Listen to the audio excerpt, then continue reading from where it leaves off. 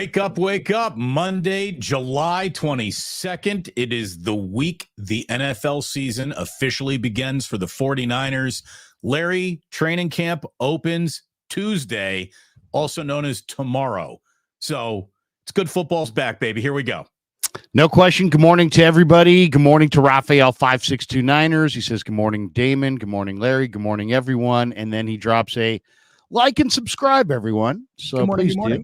Like and subscribe. Hit a like and subscribe. If you hit like, that just helps the algorithm. More people find the stream. And if you hit subscribe and hit that notification bell on both of our channels, each time we go live, you'll get a little notification. Da-da-ding. They're going live, and you don't have to miss any of it. So help grow the channels, I should say. And hit a like and subscribe, and we're glad you're here, and happy Monday to everybody. Hope you had a great weekend. The heat has broken. We've now gotten just a regular summer, 75, 85 kind of a day instead of 105. So much, much nicer, and I can't wait for camp. I'll tell you, I've been really, really enjoying Hard Knocks spring edition with the New York Giants. I think it's been really good. Joe Shane and Brian Daboll, and kind of seeing how they put everything together. If you've ever been involved in any kind of personnel office, it's a peek behind the front office curtain more than it is a peek into the locker room, right?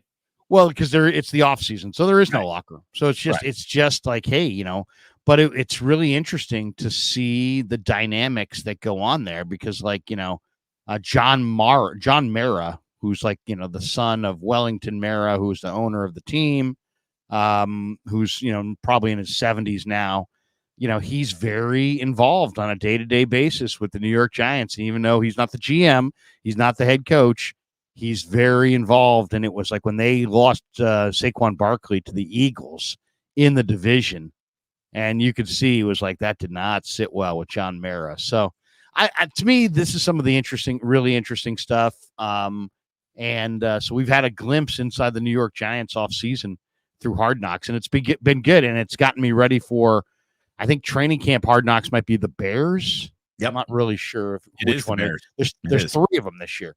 There's a Hard Knocks in season, there's a Hard Knocks off season, and then there's a Hard Knocks preseason. I think the Bears are the preseason edition. They are. So I can't wait. And camp begins. It's a huge year for the 49ers. Let's be honest. They're trying to run it back. They've got unfinished business. They've done everything except win the Super Bowl. And it's one thing to approach the door. It's another thing to bang on the door.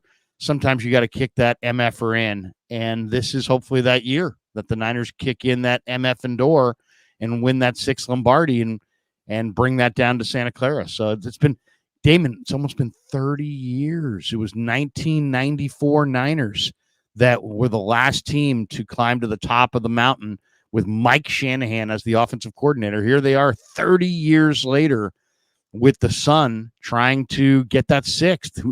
If you had told me in 1994 we would wait 30 years or more for the 49ers to win another Super Bowl, I never would have believed it, but that's where we're at. Yeah, it's a big, bad football world out there. It's not easy to climb to the top of it. There's no doubt about that. And the 49ers could not be, making more noise on a front porch, but to be led into the house, it's a monster year. It's an absolutely monster year. The pressure on Shanahan, who has aged like a president over the last 7 years, this is his 8th season now, is it's immense. And it's really not, like you're in peril of losing your job pressure.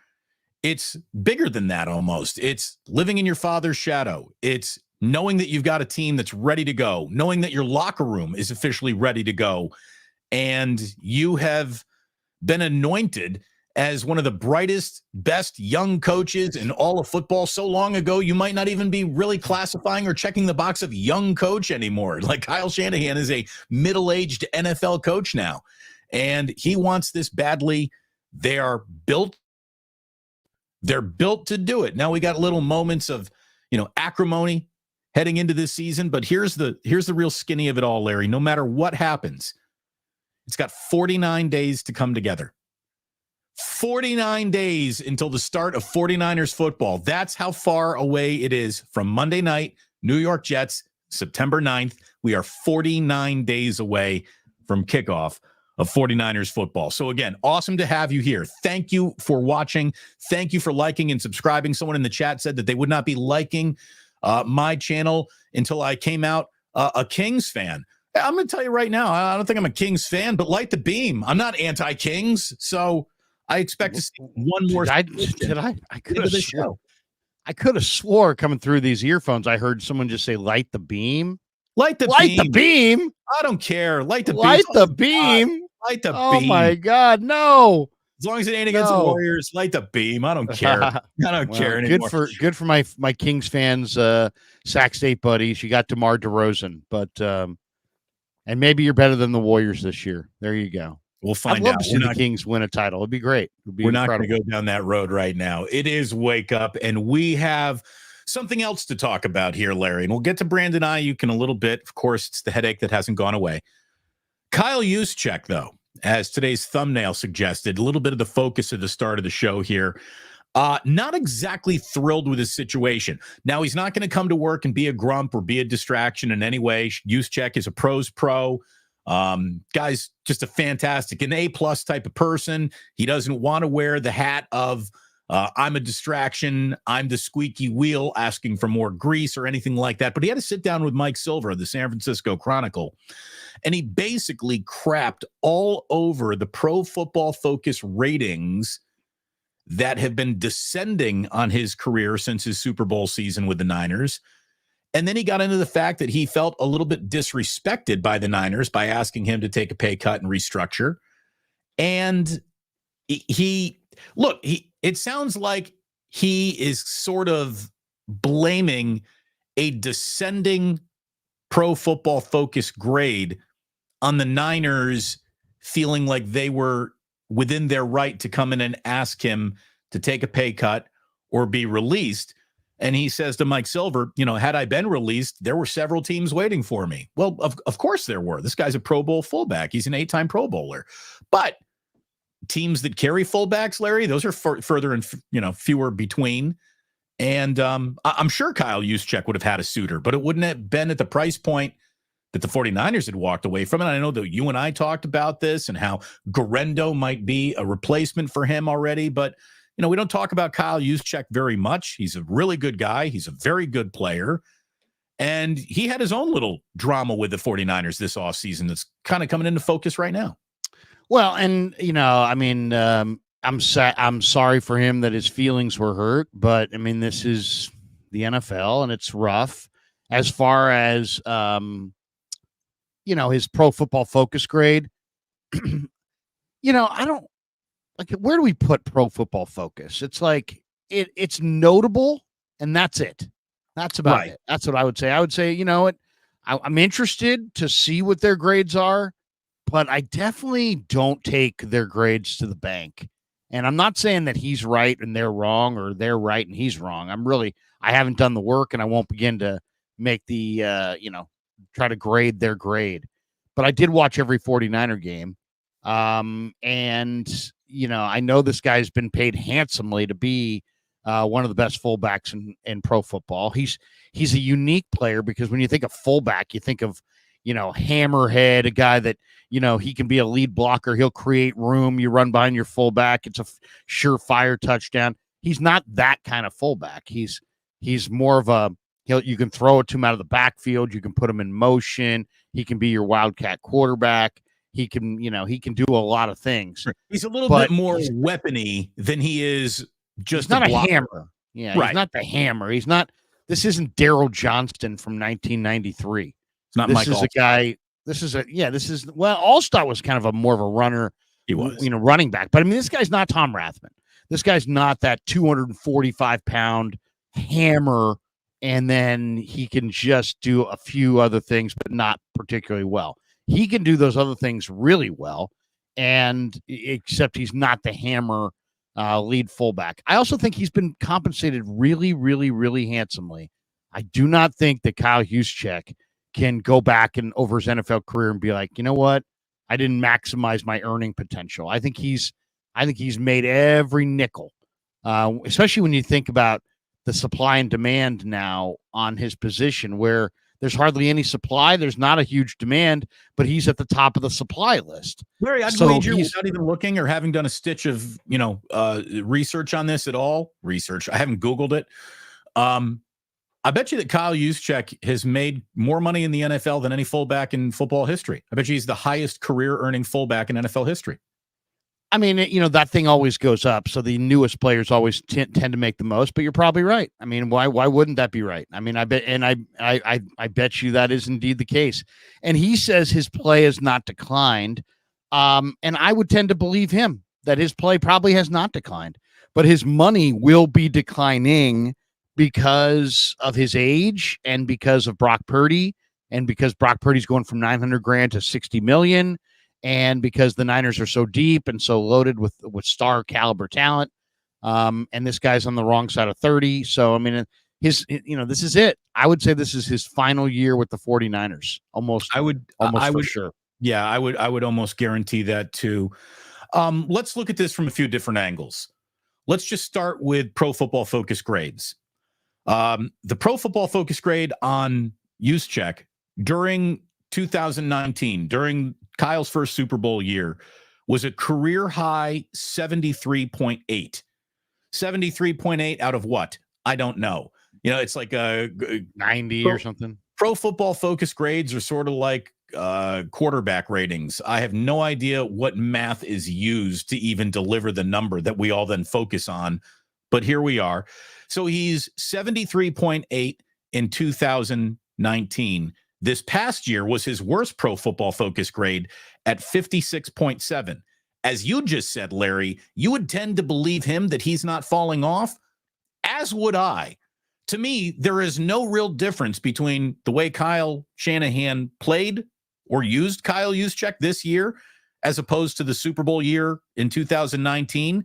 I have not seen a decline. I wouldn't say he was a delivering less than he used to deliver player. As a matter of fact, I remember us doing shows last year where I said, I want Kyle Juszczyk to get used more. I think Kyle's got this really interesting wrinkle that he doesn't thumb his way to the Kyle Juszczyk portion of the playbook often enough. I think there is more to be gained out of Juszczyk. And since you're paying him so handsomely, you might as well. It's also, every touch for Kyle Juszczyk is, theoretically one fewer touches for Christian McCaffrey, and I think fewer touches needs to be a goal for Christian McCaffrey this year in the regular season. How many times did Juszczyk touch it, you think, last year? Like 18, 19 times. 14 receptions and 5 runs. There you go. 19. There. Yeah. God. 19 touches. Yeah. From scrimmage for Kyle Juszczyk. I'd like to see him used more from scrimmage. I really would. Now, I don't know if the 49ers consider his Pro Football Focus grade before they hit the negotiation table and ask him to take less money or risk being released. I don't think it means that much to them. But maybe, is there something to be said? And he only got 19 touches. I don't know if you can quickly bring this up, Larry. How many touches did he get in 2019? In the season where he had his best Pro Football Focus grade? Was he dramatically more involved handling the football in that year? My memory doesn't say, yeah, he absolutely was, man. Juszczyk was all over the ball in 2019. I don't remember that. I don't remember him. No, in 2019, he only touched the ball 23 total times. It was 20 receptions and 3 runs. He only had 3 runs that year. To me, and this is not an indictment on Juszczyk, but to me, his highlight play as a 49er is when Jimmy Garoppolo straight up missed him. He was wide open. I mean, there was nobody but a hot dog vendor around him. And Garoppolo it was one of those moments where, as we were debating whether Jimmy is or isn't, that was a big goes into the isn't pile play where he missed a wide open Juszczyk on a wheel route that would have, he'd still be running with the ball. That to me is like the biggest on-field memory I got of this guy. I think he should be used more. I mean, looking at his pro football, just looking at his actual stats for this last year, they're pretty freaking underwhelming. I mean, he 17 games, 5 carries for 6 yards. He averaged 1.2 yards per carry. His long run of the year was 3 yards. So he had 0 touchdowns, and that's rushing. Now, receiving, he had 14 receptions on 17 targets for 119 yards and 2 touchdowns. So I mean, he's been a nice player. He's been handsomely compensated throughout his career. He's played a long time. He played 4 years in Baltimore. He's now played 7 years here. You know, he's had over a decade in the NFL. His first year was 2013. It's now 2024. Right. The guy's done really well for himself financially. My question is, he was on the Ravens team that beat the Niners in New Orleans, right? Yeah. He was on the 2013 Ravens, 2014, 2015, 2016. Then he was all with the Ravens then. He came to the Niners, Shanahan's first year in 2017, and they paid him a ton. And a lot of people were like at the time, whoa, you're giving a fullback this much? And he's like, yeah, but he's the best fullback in the league and blah, blah, blah. And he's been good. I don't know if he's been spectacular, but he's been good. But now they've got a dilemma because now they've got a deep team, a very deep wide receiver core, and a very deep running back room. And they just drafted Isaac Guerendo in the 4th round, and he runs 4.33 at 225 pounds. So he's an incredible size speed guy. And yet there's Mitchell, there's Mason, there's CMC, there's, you just drafted Cody Schrader, who a lot of people think is a really talented running back. I'm one of them. So, I mean, Guerendo is going to have a hard time making this team. In some ways, if Guerendo is the 4.3 speed fullback replacement for Juice, that would be a great thing for the 49ers because they can't really afford to pay Juice anymore. They tried to get his replacement last year in Coletto, and then he was a little underwhelming physically, and they left him they put him on the practice squad, and the Steelers poached him in the middle of the year. So he's now a Steeler. But now, 2nd year in a row, they've gone for another player that, to me, looks like a fullback. I don't know. Other people are saying he's a running back. We'll see what he looks like in camp, and I'll hold off reservation till the preseason. But to me, he's like the perfect replacement for Juszczyk, and he's got a I don't see them both making the team. I think Juszczyk makes it, or Guerendo makes it, but I don't think they both make it. So it's going to be a very interesting cut down August 27th. Yeah, well, that's going to be a tough decision because it's, would you rather have one more year of the end of Juszczyk or retain a player whose career's, all the way in front of him that you drafted? And look, young, playable talent on its rookie contract, it's worth its weight in gold around the NFL. It's going to be twice its worth in weight in gold to the 49ers going forward. They're going to be working opposite of that quarterback on a rookie deal, and that's where you save your money and you can build your team around that. They're going to be in the opposite world. They're going to bizarro land on that, where their quarterback is going to be among the highest paid in the history of the position, and you got to figure it out everywhere else on the roster. So, yeah, retaining the highest paid fullback in the sport who only gets 19 touches during a Super Bowl year. Let's enjoy Kyle Juszczyk's last year with the 49ers. And here's the thing, what I really like about the guy, Larry, is you're not going to hear anything else. One of the things that I think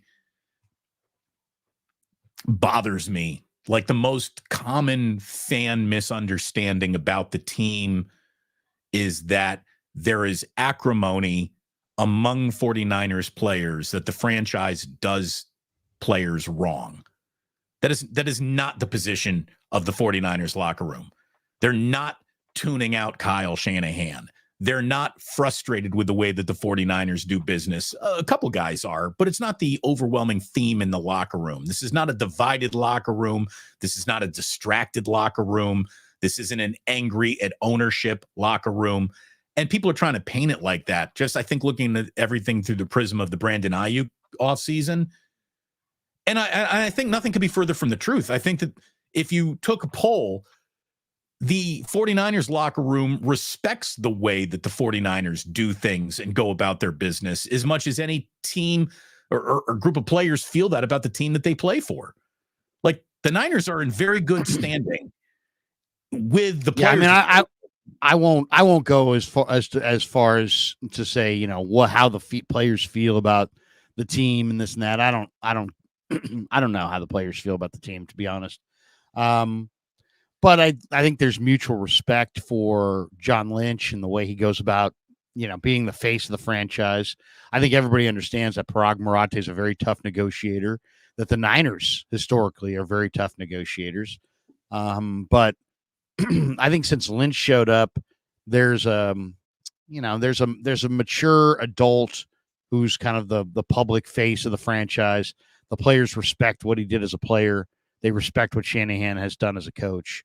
So yeah, I'm sure though, if we went to the corners of the room and really did a deep dive, that we could find some discontent. Oh, of course, nothing's perfect. You know, there's always going to be some discontent in the room.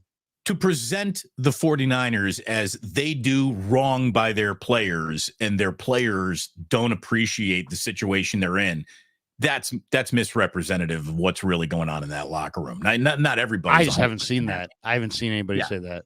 No. But I don't doubt that it's out there. As far as Juszczyk, though, supposedly the Cardinals wanted him, and he said, I have a house in the Bay Area. My roots are set there, so it was going to take a lot for someone to uproot me. There were a lot of teams that were interested, but nobody that was going to blow me away and make it worth giving it all that up. Yeah, I mean, just because, you know, there's only probably, I don't know. I mean, I would guess just without thinking too much about it, I would say probably 6 or 7 teams in the game right now carry a fullback. And of those 6 or 7, probably 3 or 4 use the fullback in a regular fashion week after week after week. There's a lot of teams that don't use the fullback at all and don't have a fullback. So, you know, I'm sure there were teams that were interested. I don't know, you know, since there's very few teams that use the fullback more than the Niners do, I would be interested to see exactly, was there anybody out there that would approach anything close to what the Niners are offering? Probably not. That'd be my guess. Look, if you want to be real, like, hey, Juszczyk, as a family, how do you make your best payday? Kyle Juszczyk stays right where he is, and his wife continues to crank out designer NFL merchandise. And when the Kansas City Chiefs roll into town during this regular season, there's Taylor Swift sitting in a Levi Stadium press box or a luxury suite with her, you know, a Christian Juszczyk made Kansas City Chiefs jacket. And they talk about that for 30 seconds. And that is the single greatest commercial Christian Juszczyk's growing young company of apparel could ever have. And it's worth more money than the next 3 NFL contracts could be possibly worth to Kyle Juszczyk. Like, Kristen is about to, I think, be the major breadwinner in the house based on her apparel deal. And she's going to sell more shit being the wife of a 49er than the wife of an Arizona Cardinal. Full stop. That's the way it works. So look, Mike Silver got an interview with Kyle Juszczyk. Kyle Juszczyk is the kind of guy who you ask him a question, he's going to answer it honestly. But this is not an upset, unhappy, pissed off that he's here level of football player at all. That's not who he is. No, he's fortunate. I mean, he's one of the, he's made a lot of money. He's had a really nice career. He wants, I'm sure, to win a Super Bowl. And he's going to have another opportunity this year to go for it. He's a really outstanding fullback. So, you know, and he's made good money. So nobody needs to worry about Kyle Juszczyk. And I'm glad that he's back because he's a good football player. Is he worth all the money they have paid him? That, I guess you could debate. But he's a solid football player for sure. Look at it this way. He's a big postseason touchdown away from the answer to that question being yes, he's worth the money. You know, so step up and play big in big games. And that's going to be the mandate for all 49ers. every game is sort of a big game, but we all know where the big games really start in the postseason. And you got to be back in the Super Bowl. Anything less than you're back in the Super Bowl is an utter failure of a season for the 49ers. And even just returning to a Super Bowl without winning it is a failure, obviously, for the 49ers. There's no team under more pressure to win right now than this team right now. Kansas City can talk about how it wants to be the first team to three-peat in the history of football. That's a wish. That's not pressure. There's something totally different. If the Kansas City Chiefs don't win the Super Bowl this year, no one's going to take away their previous 2 Lombardi trophies they won in back-to-back years or think less of them. Everyone's legacy is secure. The 49ers are desperately trying to secure their legacy, which brings us, Larry, to the never-ending story of Brandon Aiyuk. And I don't want to spend much time on this today. Maybe you do, but I think we've talked about this from every conceivable way. This is the week where I hope they get something done, where I hope this story reaches its conclusion, because I do believe Brandon Aiyuk will hold out, and that will be, it's just something that the 49ers want to avoid. I was just looking, here's your Brandon Aiyuk headline sampling the day before training camp opens. Brandon Aiyuk, teams that fit 5 potential suitors. Headline number 2, should the 49ers trade Deebo Samuel and pay Brandon Aiyuk? Headline number 3, Patriots offered a 2nd-round pick for Brandon Aiyuk. Headline number 4, Brandon Aiyuk likely to hold out of training camp. Like, these are all the sorts of headlines that you didn't want going into this training camp, and here they are. So, damn it.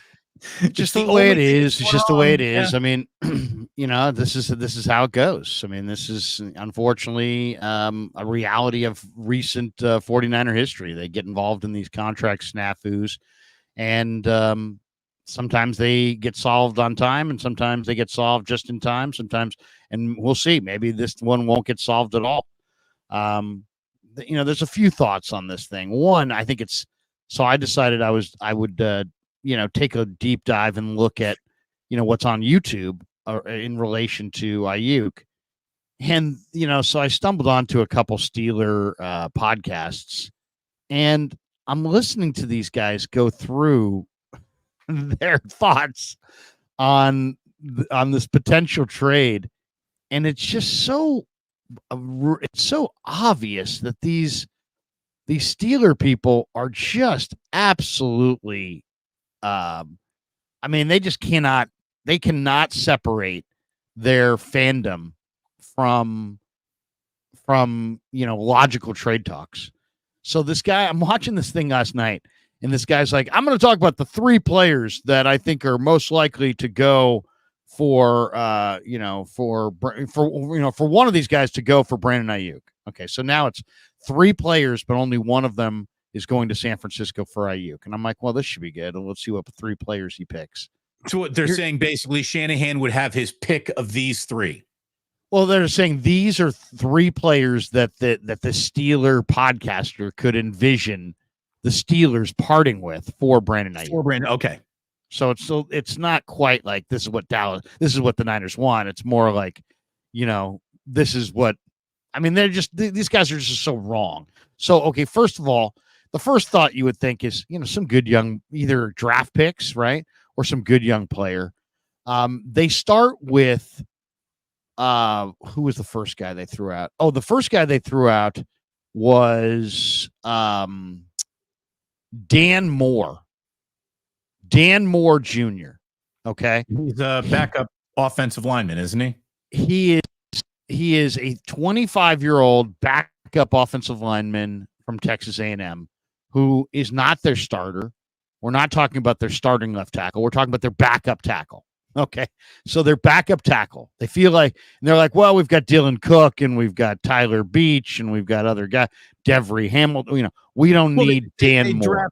They drafted what? Zach Frazier, Troy Fatanu, Mason McCormick. Yeah. Yeah. So they spent a lot of draft capital on their offensive line. 3, and they got, in my opinion, they got the best center, the best guard, and the best tackle in the entire draft. I think the Steelers hit big. But so the first name is Dan Moore, a backup offensive tackle. The second name that they're throwing out was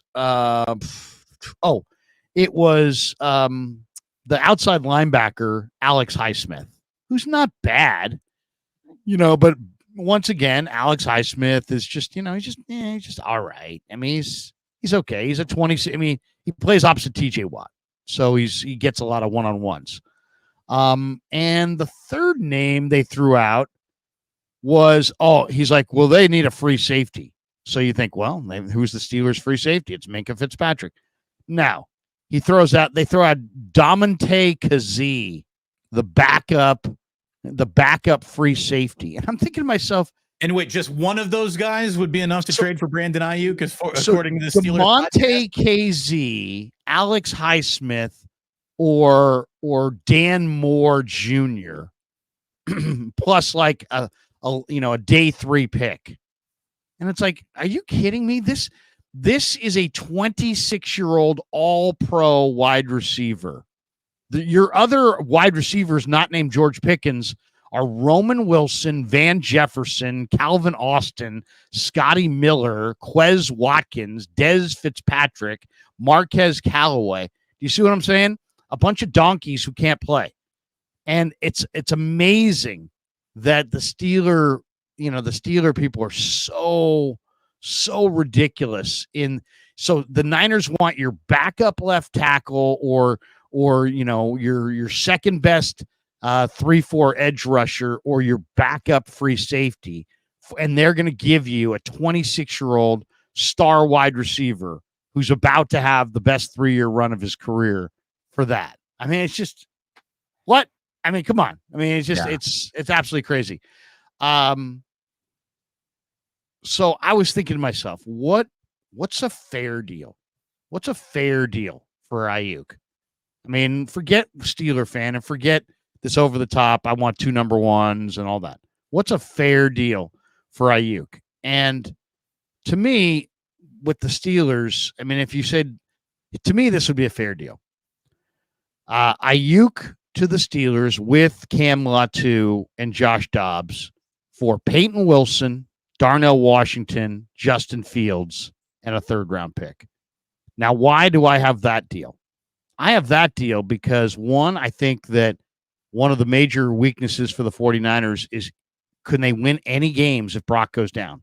And I would say no. So I don't like Dobbs or Allen as the backup quarterback, and the Steelers are going with Russell Wilson. I would see if I could get Justin Fields. I still think that. Hold on, Larry. You're basically asking the Steelers to trade might be our starting quarterback. They're not including Justin Fields. They have Russell Wilson. I know that, but they also probably never would have signed Russell Wilson had they known Justin Fields became available. And the fact that they pursued Fields and landed him after they signed Russell Wilson is no screaming endorsement of their belief that Russell Wilson is the guy for the job or the long-term future. So under no circumstances are the Steelers coming off of Justin Fields this year. But I know you're just trying to create, like this is what you would come up with. I think Russell Wilson has already beaten out Justin Fields. I mean, camp hasn't even started yet, and there's already talk that the Steelers may move Fields. But we'll see. That's more from the standpoint of, could you imagine Justin Fields with his 4.4 speed with all these weapons as Kyle Shanahan's backup? To me, he's a much better backup than Dobbs or Allen or Mordecai. Darnell Washington, I think, makes sense because the Niners have Kittle and they have a receiving second tight end in Braden Willis. They don't have that blocking tight end. They lost Werner to Atlanta, and they haven't really replaced him as a blocker. Darnell Washington would do that. And you could throw Latu back just because he's a body who plays tight end, who was a 3rd-round pick, and that makes sense. And then Peyton Wilson. Enough of this talk about Brandon Aiyuk for backup offensive linemen or backup safeties. If the 49ers are going to trade a 26-year-old wide receiver who's an all-pro, they want a good, young, talented player coming back in return. And Peyton Wilson is exactly what the doctor ordered for the Niners. They don't have Dre Greenlaw. They're not going to have Greenlaw for the rest of the year, most likely. If they do get him, it's going to be December and January only. Peyton Wilson was a really good player at NC State. He was their 3rd-round pick or whatever. And And that's fair. That's fair. If the Niners are going to trade Brandon Aiyuk, there's going to be some pain involved. And if you're going to be the team of 7 or 8 or 10 teams around pro football that want this all-pro receiver, there's going to be some pain involved in what you're trading. And trading Dan Moore and DeMonte KZ and Alex Highsmith is not pain when you're getting an all-pro receiver. But trading Peyton Wilson, who potentially could be a very good linebacker, and for the Niners, gives them another good young linebacker. Well, how about this, Larry? If you're willing to throw in Dan Moore and Darnell Washington, I would think Nick Herbig is a guy that I would also be interested too. He played really well when he was at Wisconsin. Yeah. I'd be surprised. He's a little small for the Niners. Like he's 6'2", 240. And if you look at since Kasarik has come in, their defensive ends are more like 270. But I like him. I mean, I love him. I'm a huge Nick Herbig fan. And he's probably up to 250 anyway after last year. So, yeah, Herbig or Highsmith makes sense for the Niners. Dan Moore probably doesn't, because I don't know that Dan Moore's even beating out Jalen Moore for that third tackle spot, and they're probably not keeping 4. So I'm not 100% sure that Dan Moore even makes the team. DeMonte KZ does not move the needle for me. But if you're saying Alex Highsmith or Nick Herbig, maybe. But even those guys, there's limits to those guys. Peyton Wilson's got a higher ceiling. Of all the players that you just mentioned, the one that will help the 49ers the most this year is Brandon Aiyuk. So I really hope that they can get something done. I really do. Everyone talks about how nasty and all the discontent that has been sort of sown on public media about all this. It can end with a signature. It really can. And I just think that Brandon Aiyuk is pot committed to being, the guy who holds out as it all feels right now. There is a number that the 49ers can put on the table to get him in this year and then deal with the ramifications of it this upcoming offseason. And I really hope that they do that. I really do, because you don't want this year without Brandon Aiyuk. It might happen. It will suck if it does. We'll be measuring the impact of his absence all season long. In every game, where is Brandon Aiyuk will be a topic as they're playing it.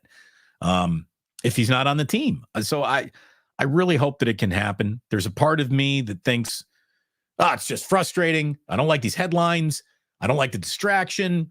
I don't like the importance of Purdy, losing his preferred target here. How could the Niners like this? And they sort of knew this was coming. Like we said last week when we were talking about it, these are not stupid people. They didn't totally misjudge the wide receiver market, but they might have misjudged the personality that they were dealing with here, which again is even, I think, more disappointing, because this is the personality that's been in your locker room for 4 years now. So you should know the guy. And the whole thing seems like it's just an unnecessary distraction. Well, to me, it's much ado about nothing until this week shows up and he doesn't show up. It's at this point, like, they haven't missed anything. He knows Purdy. Purdy knows him. Purdy needed to spend that time getting to know Cowing, getting to know Pearsall, getting in step with those guys. He's in step with Aiyuk. He knows what Aiyuk likes. They know the offense. They've been in it together. So to me, it's not what's already happened, because what's already happened is no big deal. It's what happens going forward. Does he show up right away? Right. The big because deal, it's offensive football, and it does take some time to for everybody to get on the same page. And you see the difference between a touchdown and a pick six. You don't have this guy in camp, and suddenly the communication's not there, and they get into the first game with the Jets, and it's a tighter game than you think, and all of a sudden it's an early fourth quarter series, and Aiyuk cuts out, and Brock thought he was cutting in, and the ball comes in, and the safety grabs it and takes it back for a pick six, and there you have, in a nutshell, what this holdout did to your offense. It hurts you on that particular play. So we'll see. We'll see how it goes. This entire thing so far, Larry, has just come with hand-wringing and finger-pointing. Consequences become attached to a Brandon Aiyuk contractual situation beginning Tuesday. Like, they don't hit the field for practice on Tuesday. Probably later in the week, Wednesday, they'll go out and start walking around. Thursday will probably be shells or something like that. But the Niners are going to roll in veterans here slowly. Tuesday will not be the first Niner training camp practice. But consequences are attached to this conversation going forward from here. There will be damage done with a holdout, or there can be damage avoided with a contract, or there can be distraction and damage avoided with a trade that hopefully gives you bodies to make big snaps with this year. Just draft pick conversation has left the room. That's not enough. The Niners got to win it now. They need players to help them now. So it's the holdout heard around the world, and I'm tired of hearing about it. I'm tired of talking about it.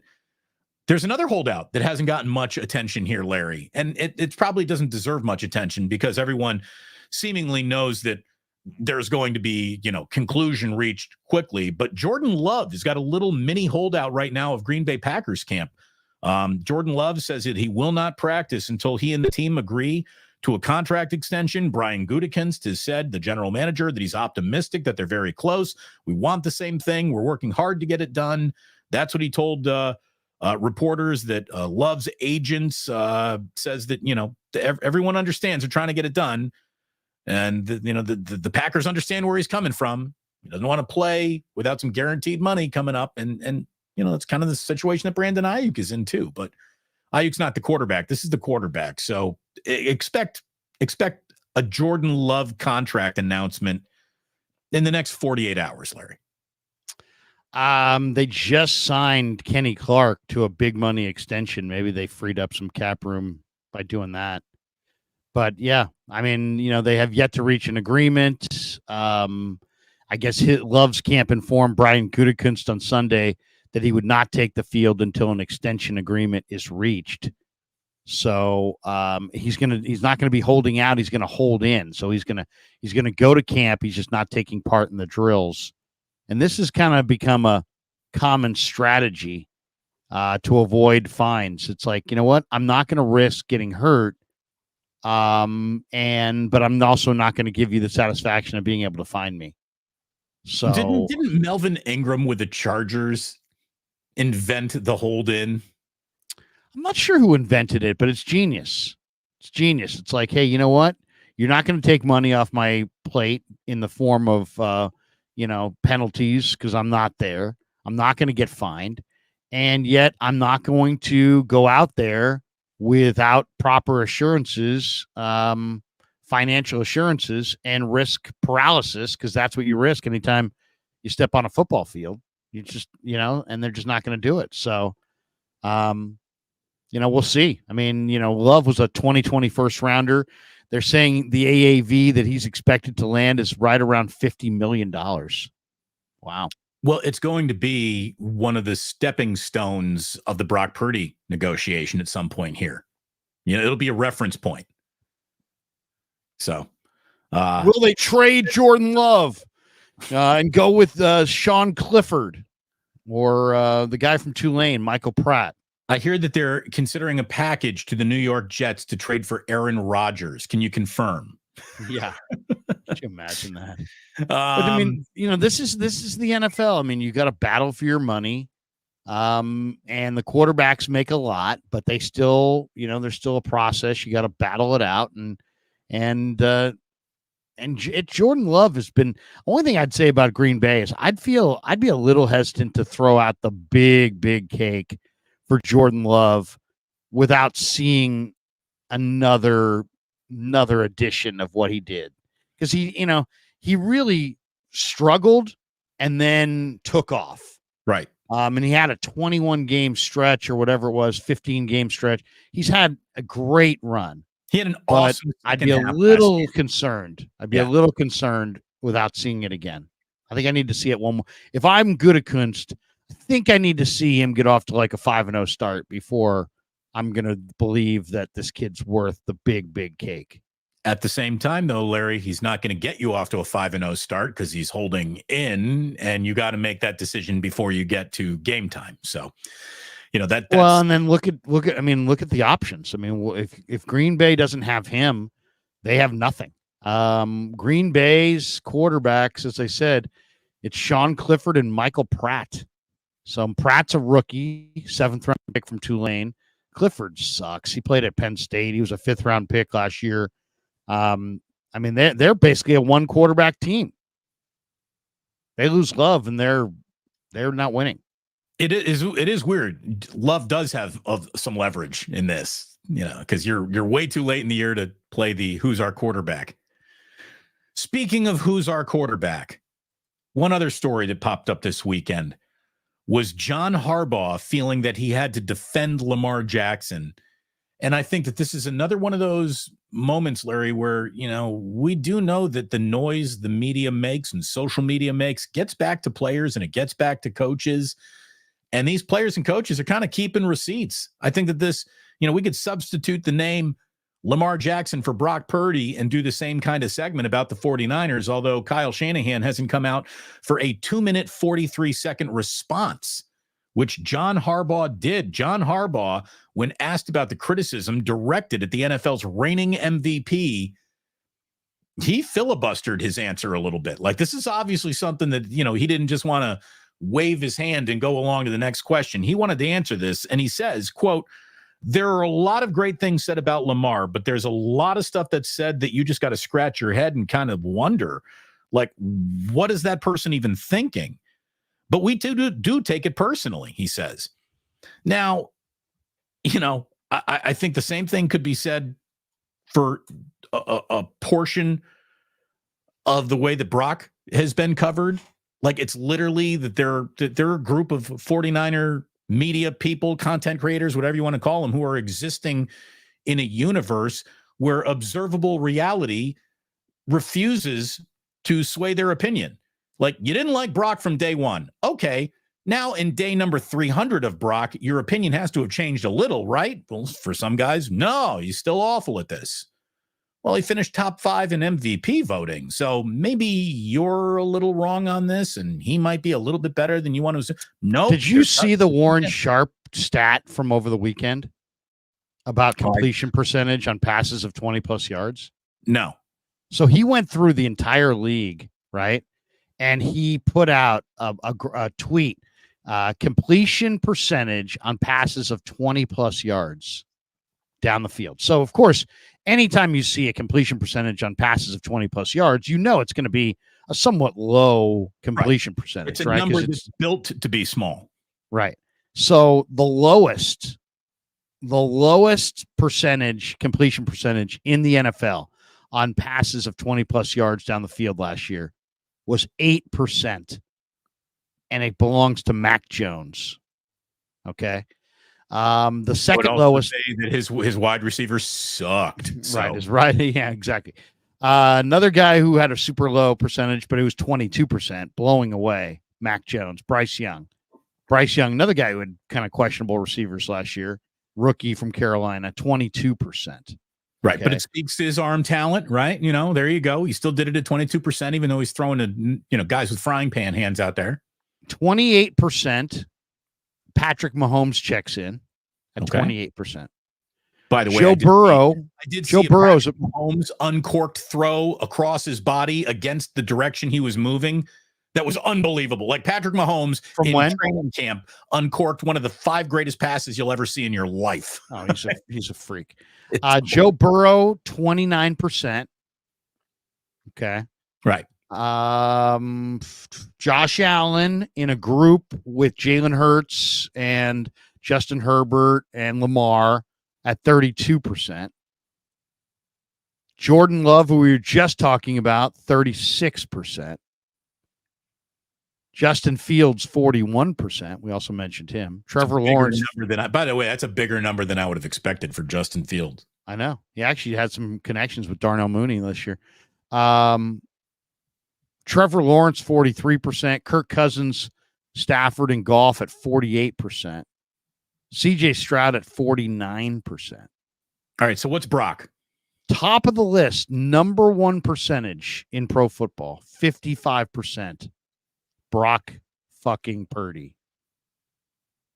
That's Brock Purdy, Mr. We're gonna sit there and call this guy dink and dunk and dink and dunk and dink and dunk and dink and dunk and except that's all bullshit. And his completion percentage on passes of 20 plus yards down the field is the best in the freaking NFL. Best in the NFL. I mean, weak arm, Larry, arm strength. It's a question. Nobody completes a higher percentage of passes 20 plus yards down the field than Brock Purdy. He's at 55%.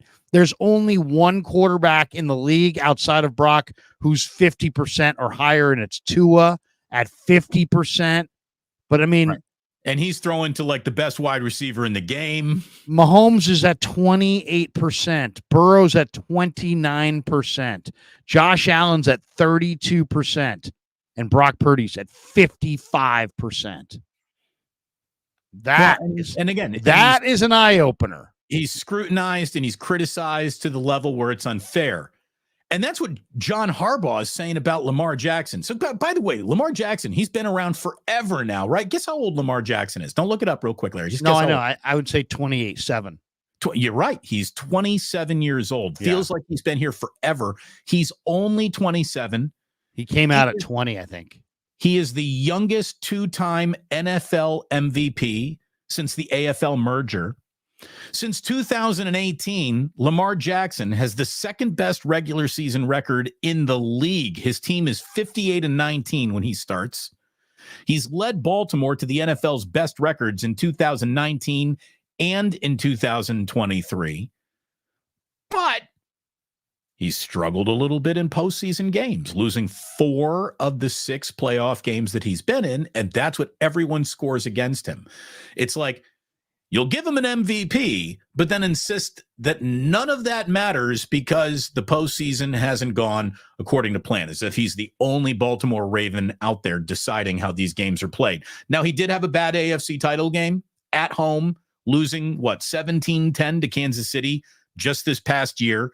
He was 20 of 37. That's only 54% completion. Again, Brock is that good on his long passes, for goodness sakes, much less everywhere else on the field. But John Harbaugh says, okay, so he's growing. He's got a growth mindset. He's going to get better and better, no doubt. But what does he have to do to prove himself to some people, right? Win playoff games. Sure. But in the meantime, you do have a player who has prolifically proved himself to be a winning quarterback. And because of a little playoff failure, you want to group him in with the, just another guy. It's ridiculous. He's a great player. We saw on Christmas night what he is. He's a great player. He is. He's a great player. There's no question about it. By the way, one other Warren Sharp stat from the weekend that I thought was incredible. And I just ordered his whole thing because his information is absolutely unbelievable. Offensive plays that gained 30 plus yards last year. The worst team in the NFL had 12. The best team in the NFL had 36. 3 times what the worst. The worst team in the NFL, as far as a number of offensive plays that gained 30 plus yards, dead last, Carolina. I'm going to say 12. It's Number 1, it's the Niners. 36. Green Bay was second with 33. Miami was third with 32. Rams were tied with them with 32. Saints had 30. But wow, that's 36 offensive plays that gained 30 plus yards. Well, and again, what more are Purdy's critics seeking before they will admit their original evaluation was wrong and he's better than you assumed? Because if the only time you're ever going to admit that a quarterback is good at what he does is when he picks up a Lombardi trophy. You're the dumbest voice in the conversation. Well, here's the other factor. They have these conversations. I mean, all these conversations are always had in a vacuum. The how good's Brock conversation, always in a vacuum. The how good's the Niner offensive line conversation, always in a vacuum. So the Niners offensive line, which we don't consider one of the better offensive lines in pro football, despite the fact I think they gave up the 6th fewest sacks, and I think they were 3rd in the league in yards per attempt rushing. But we would all agree the Niners do not have a highly rated offensive line. According to Warren Sharp, he's got the best offensive line in football, the Lions. Number 2, the Falcons. Number 3, the Browns. Number 4, the Eagles. Number 5, the Chiefs. Right there, you've got 3 Super Bowl contenders in the Lions, Chiefs, and Eagles, all in the top 5 offensive line-wise. The Packers check in at 7. The 49ers are 17th, according to Warren Sharp, on the offensive line. So not only is Brock Purdy, Mr. Irrelevant, but he's operating behind a mid-pack line at best. And he's still winning. He's 17-4 and putting up all kinds of stats and leading the NFL in all kinds of categories. So how do you factor that in? Is Jared Goff as good as we think he is, or is a lot of that Penei Sewell and Frank Ragnow and Taylor Decker and those guys up front? It's I think Hurts is decent, but how much of that was Kelsey and Lane Johnson and all those guys? The Niners offensive line is 17th, and yet Purdy and the offense are putting up 30-plus points a game and incredible stats. So you got to factor that in as well. The people who want to diss on Purdy never seem like they ever bring up the fact that the teams he's going up against have, top 5 O-lines, and he does not. I didn't watch a lot of games where I thought, though, like this offensive line, man, it's a problem. It really wasn't that much of a problem. It had some high-profile breakdowns. It did. It had the most high-profile breakdown an offensive line can possibly have. Last offensive play of the Super Bowl is a fucking disaster. Outside of that, I didn't spend the entire season worrying about, is the offensive line going to show up today or give Brock a pocket to work from or open up some running lanes for Christian McCaffrey? Like, they did fine. They could have run better to the right. They could have done a little bit better. Obviously, Brendel struggled against Cincinnati. Burford had some high-profile mistakes, but Colt McKivitz struggled against TJ Watt in week 1. No question about that. It wasn't the best line going or anything, but as I said, they allowed the 6 most sacks in the league, or the 6 fewest sacks in the league. And they were like 2nd or 3rd in the NFL in yards per carry rush attempts. Teams with bad offensive lines don't reach Super Bowls. Okay. It's just that simple. The 49ers might not be typically, they might not be measured as against the weight of Pro Football Focus grades, where we began talking about how no one even understands them in the first place.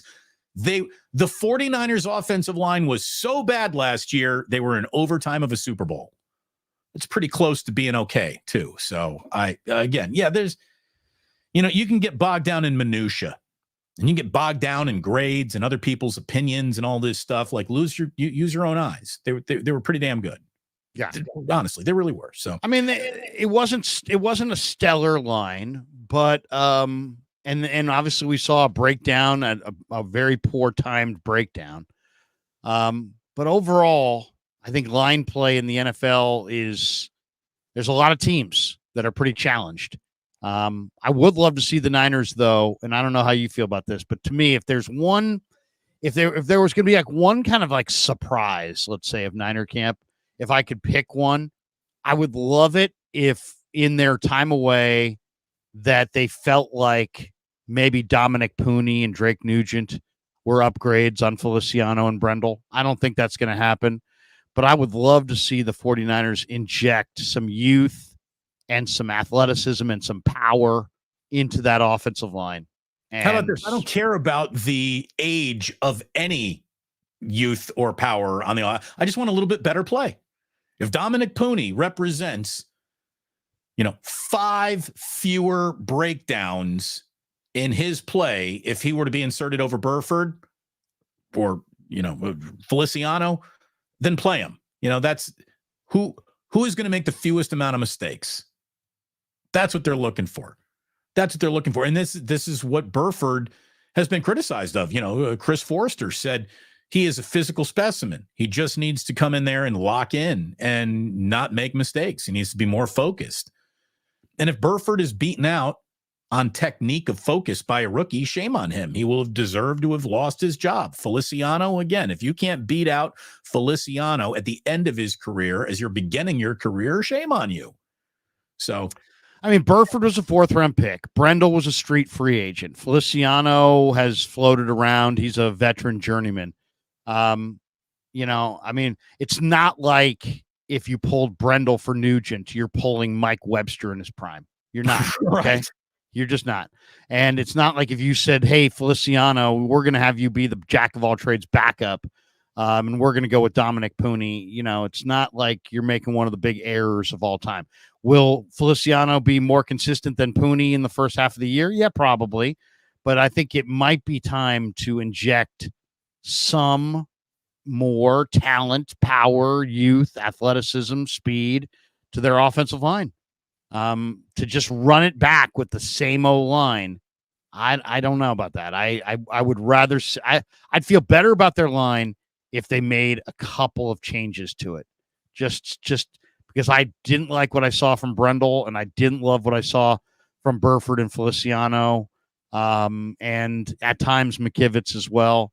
And I think they need one young offensive lineman who can really give some pop in the run game and give them some physicality that they lack. So that's what I'd like to see. I'd like to see at least one between Nugent and Kingston on the inside, Puni probably inside as well at guard. One of those 3 guys I would love to see step up and commandeer a starting job. Go get it. Nothing but opportunity awaits. Veterans report Tuesday. And football's officially underway. We got 49 days until week 1 against the New York Jets. It's going to go by in the blink of an eye, Larry. Absolutely. Can't wait for it. Before you know it. So are you going down to training camp this week, Thursday, yes. Friday? I'll be there every day. I'll be at training camp every day. And we'll do reports back there. We'll bring you highlights from camp, all the podium sound. And then every day we'll do full recaps on what happened at camp, what we thought happened. We'll do some live streams in the evenings. It's gonna be great stuff, man. Keep it locked on the Krug Show, and Damon Bruce Plus will have lots of content for you guys throughout the football season. And Kevin is back from Europe. The European vacation is over. He's back later today. That whole wearing like that computer glitch that set everything back. Canceled his flight a couple days ago, so he's been battling to get out of Athens. But yes, he has flown from Athens to Southern California, and he will be taking the short hopper from John Wayne to Oakland, I think later today. And we're fired up to have him back, and he's fired up to be back and to get rolling on the channel. We're gonna have an absolutely monster year on the channel this year. It's gonna be fantastic. Would he hit? He hit Paris. He hit London. Paris. He hit London, Barcelona, Rome, Nice, Venice. Yeah, he went for it. Maybe even a couple others in there. He definitely hit something between Paris and Barcelona, and I forget what it was. But yeah, he went with his girlfriend. He had a really good time and enjoyed himself. He's been gone for about a month. Yeah, he's just been taken off in Europe for about a month. He graduated and he pieced out. Yeah, that's it. He's like and good for him because I told him, he said, hey Dad, I want to help you work on the channel this year, and I don't want to miss 1 minute of camp. So I'm scheduling this trip to Europe before camp. And I'm like, all right, let's do it. So if you've noticed, I've put out a little bit less content in the last month than I normally have. And it's just because my main man is walking through museums. Oh, you know who Kev ran into Papa in Santorini. Get out! Like totally unplanned, just bumped into Greg Papa. There he is. There's Greg in Santorini. I know Greg was there. I saw pictures of him and Lyle on Facebook, and Greg was in Santorini. He's like, my son's like, Greg Papa's here. I'm like, go say hi. So he's like, yeah, hey, how you doing, Greg? That's great. That's great. That just shows you, man, the world's a small place. You be in Santorini, Greece, and bump into. Not only that, Kev said that one day he was wearing a Krug Show shirt in I think he said it was in Greece, and somebody recognized him and said, I watch that show all the time. He's like, are you kidding me? He's like, I'm Kev. He's like, Kev. When crazy. It's crazy. When I was telling Jillian about Wake Up and how, you and I are going to be doing this show 3 days a week throughout all football season and really around the clock, around the year, we now do it. She's like, well, why are you doing it with Larry? And I said, well, honey, he's huge in Greece. Yes, we're big. Oh yeah. I mean, huge in Athens. You wouldn't believe. Athens, Georgia? No, Athens, Greece. Sean Turner says, Larry, get some aloe on that crispy forehead.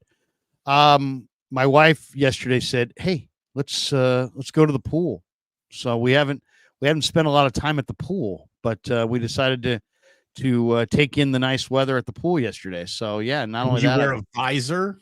No visor. I got a haircut.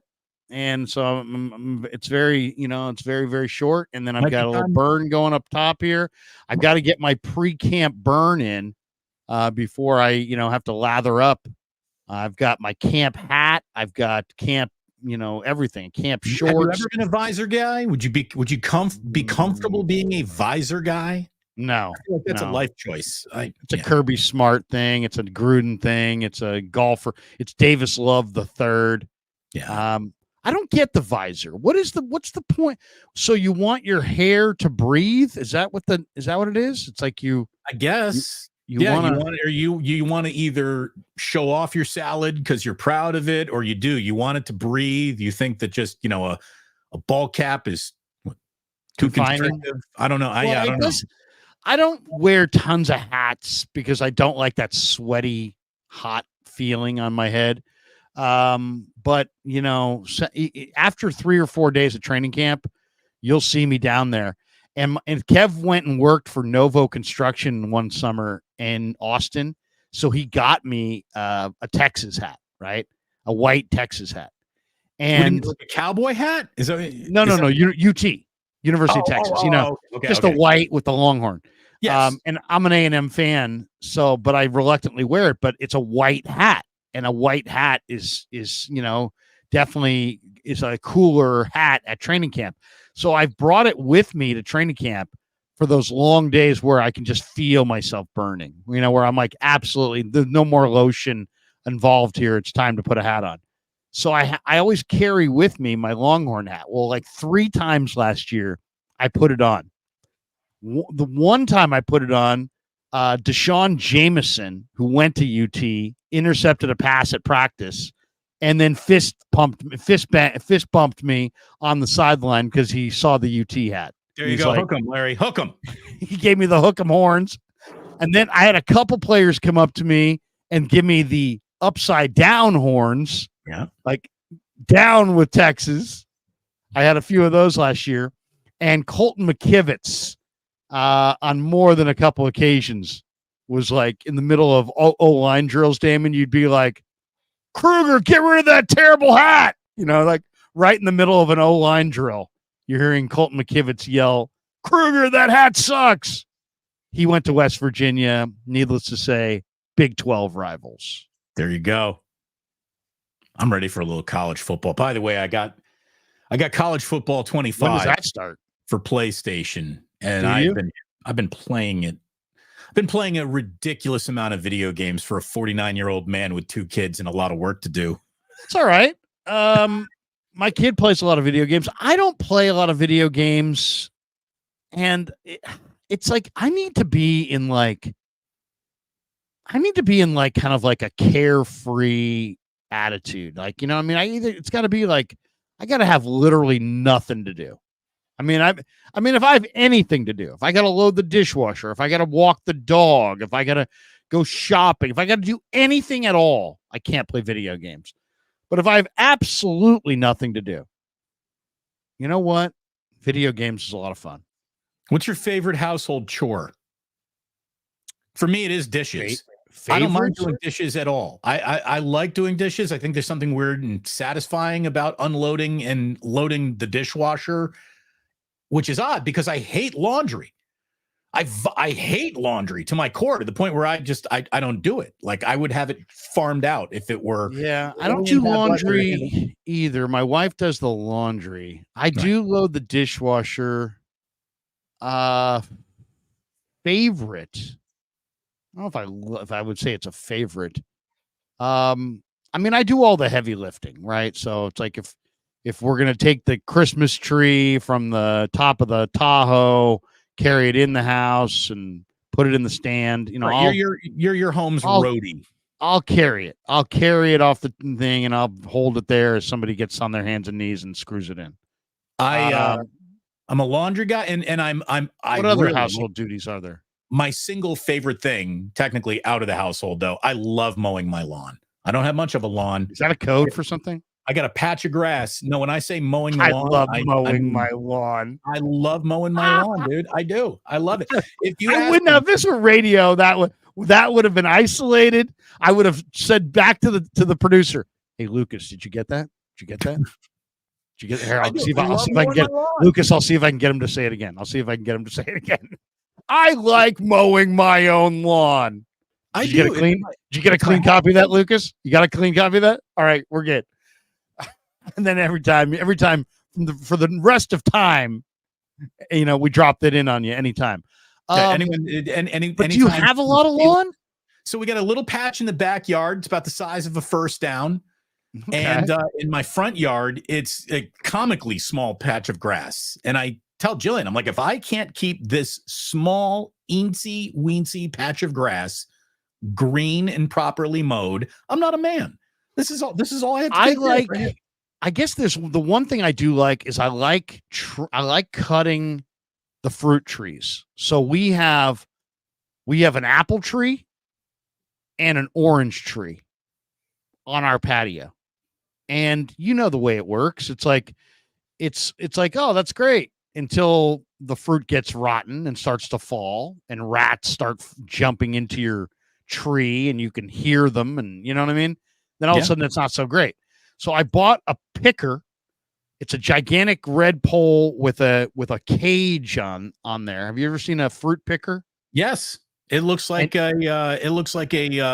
Lincoln log lacrosse stick on the end. Yeah, it's like a tiki torch, but with a cage. Yes, you know, something like that. Anyway, you just go up and you grab for an apple or orange, and then you kind of twist it, and it falls into it, and then you just keep dumping them. You can pick like 6, 7 oranges at a time. Then you dump them in our green can. But I like the trees grow really fast here, and I like, you know, getting up on the ladder and just getting a sweat going, maybe take the shirt off on a super hot day and just get up there and just drench myself in sweat as I get my pruner and I'm just cutting. There's the video we need. Larry, shirtless, picking fruit, cutting the trees down. And they grow like wildfire. I mean, absolutely. These trees grow so freaking fast. So trimming the trees of the fruit and then throwing all the fruit. And then the other thing, I've been battling with my neighbor, for decades, right? So he's got a tree that sometimes goes over my fence, and I like to cut it just right on the fence line. So like when he comes home, he can see like, do not cross this line.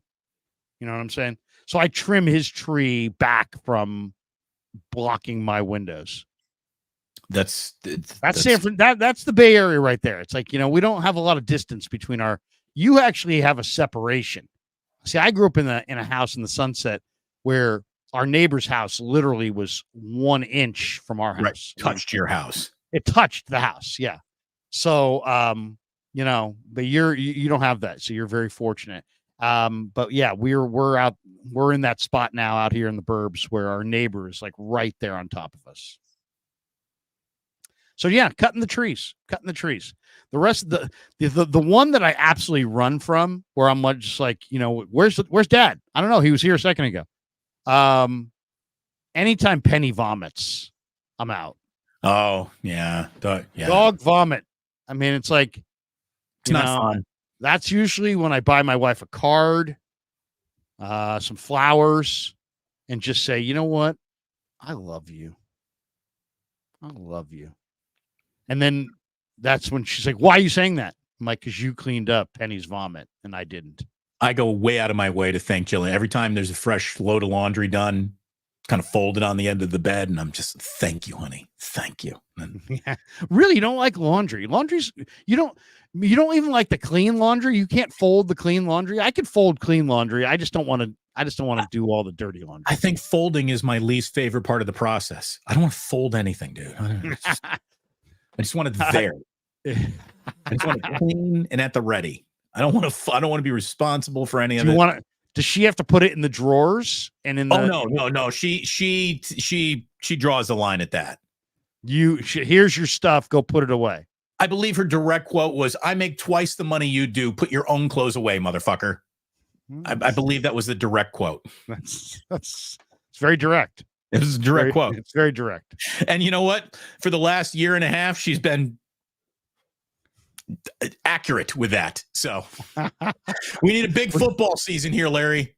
Data says Larry trimming the fruit tree in a Warriors jersey. Yeah, don't. Yeah, you've seen that Warrior jersey of my fatness. And then Sean Turner says Damon prefers rolling to folding. Yes. That's what I'm talking about, Sean. Thank you very much. Larry, why is Damon rolling the laundry? I like to roll and mow. That's my process. I roll and I mow. Right. What do we got in terms of super chats, Larry? Generous was the audience this Monday before training camp begins. No super chats, but we do have this one.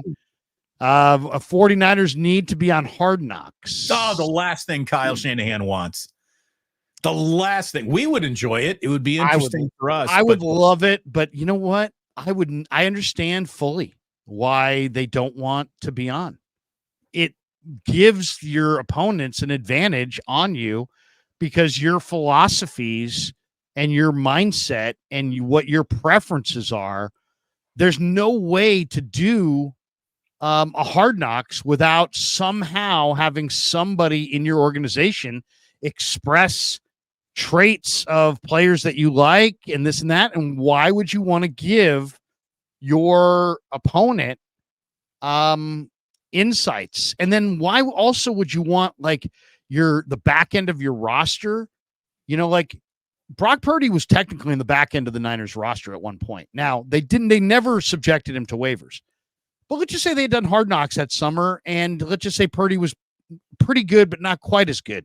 And they put him through waivers, but somebody saw him in the preseason because they watched Hard Knocks and were like, hey, you know what? I like that kid. We're going to take him. And now Brock Purdy's a star quarterback for some team because you'd wanted to keep Nate Sudfeld. I mean, these are the kinds of decisions that get you fired. Well, and I wouldn't want the process of letting guys know that they've been cut, they haven't made the team.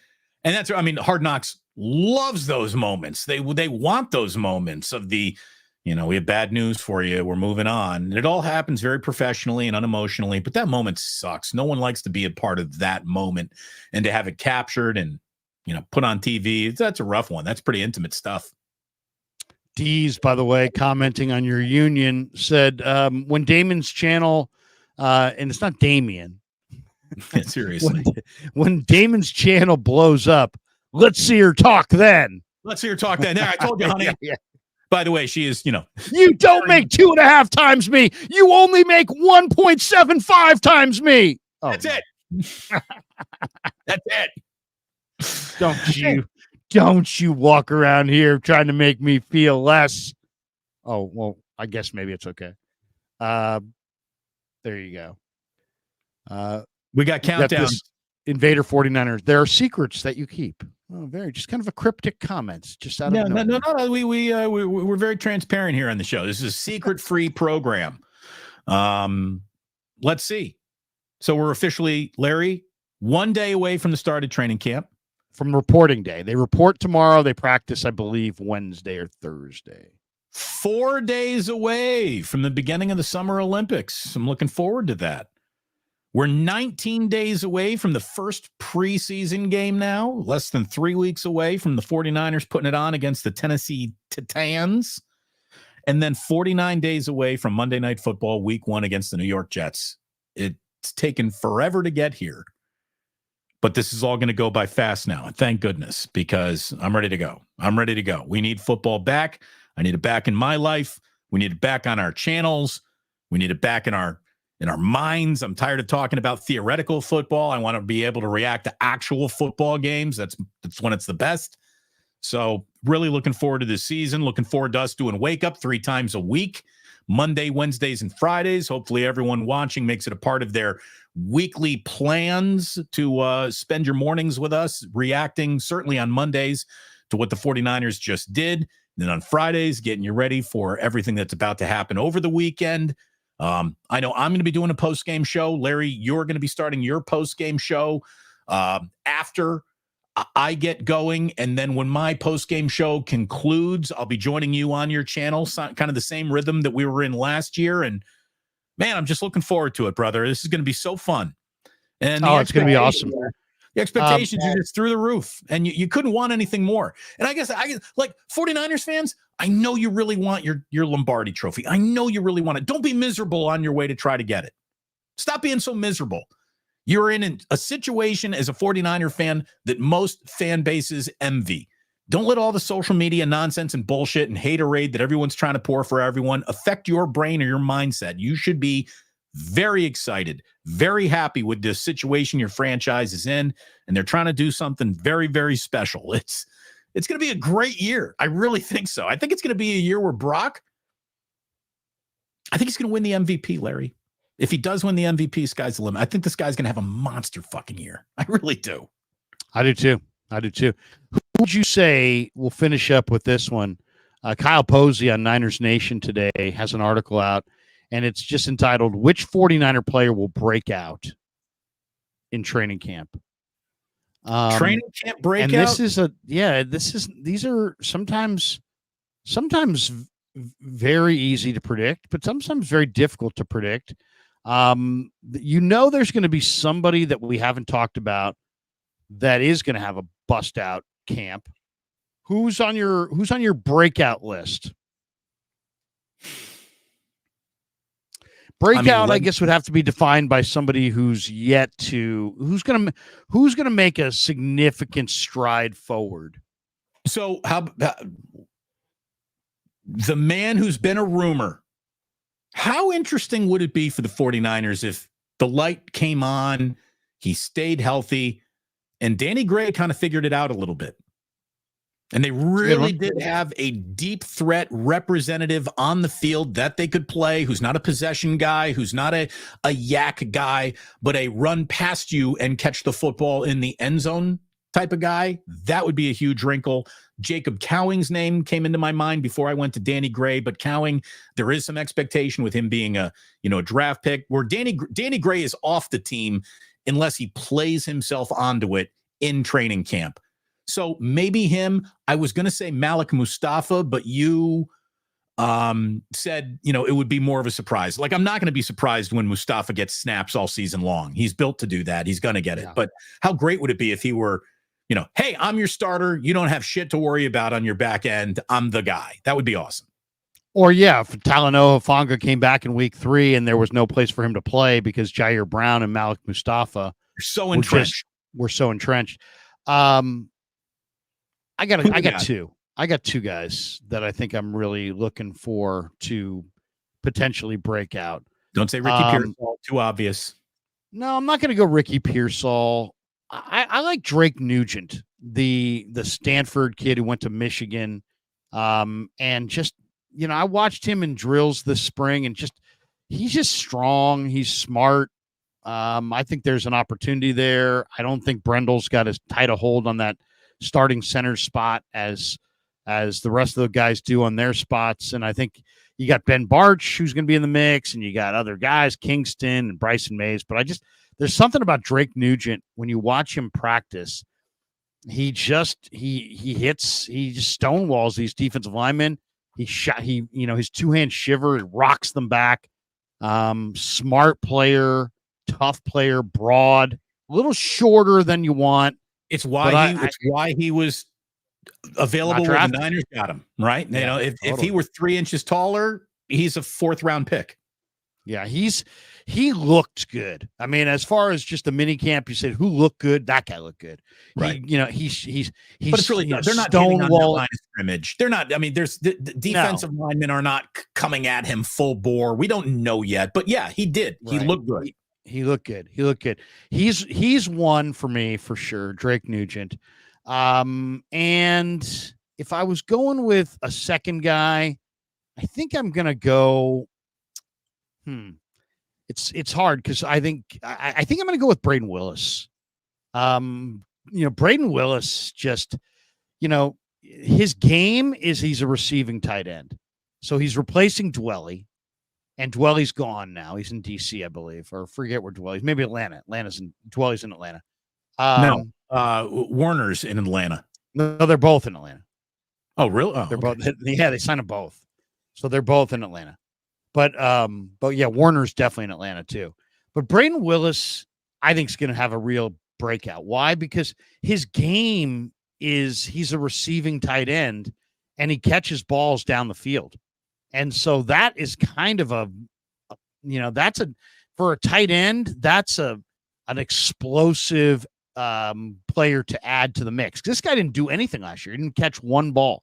He they liked him, but they basically redshirted him. But then watching him in minicamp, even on the 49ers depth chart on ESPN.com, they got Kittle, Logan Thomas, Cameron Latou, and Eric Saubert. Yeah. But Braden Willis really looked great in the minicamp. And not only did he look great, he was catching balls with his hands down the field. And the more you read about Braden Willis and the more you watch him, you realize that's his game. I mean, he's not a strong inline blocker. His best thing is that he can make plays down the field and catch the ball. And I just think that once he gets on the field and people see that, Purdy's just hooked up with Braden Willis on a 23-yard catch or a 35-yard catch, immediately he's going to go from who to, wow, Braden Willis is really value here because he's a big play waiting to happen at tight end. So I think Braden Willis, I think his skills are legit. I think you're going to see the fact that, they had that gold helmet designation for a reason, because this guy does all the little things right. He's really improved quite a bit. I think he's going to be really, really good. I think he's going to be the kind of player that people are going to be like, I didn't realize they had that other option, that other element. Like he's going to give them, he's a much better receiving tight end than Ross Dwelly. Well, and what about Pline? There's a guy too. Pline's also super raw. Just based on body type, he looks like an NFL player. I mean, that guy, it's like, how the hell did he was he from Furman? Whatever. I mean, Pline, to me, the thing about Pline is that you're talking about 6'8", and then when you watch him, he's got some like, he's not like a basketball player. He's got some, real upper body strength. And then he's got 10.5-inch hands, and he's a mechanical engineering major. So he's got huge hands. He's probably one of the smartest guys on the entire team. He had an oddly busy role, it seemed like, during OTAs, which tells me that, they're utilizing him. Brian Fleury, the tight end coach, said that he was, what's that? They're kicking the tires really hard. They want to see what they got on this guy. Well, I mean, Brian Fleury told me that Mason Pline is improving at a really, really fast rate, which makes sense because he's a mechanical engineering major. So, the tight end position is a mental position. Lots of shifts, lots of motions, lots of things that you've got to memorize. And I think it was too much for Cam Latu last year. I expect him to be quite a bit better this year.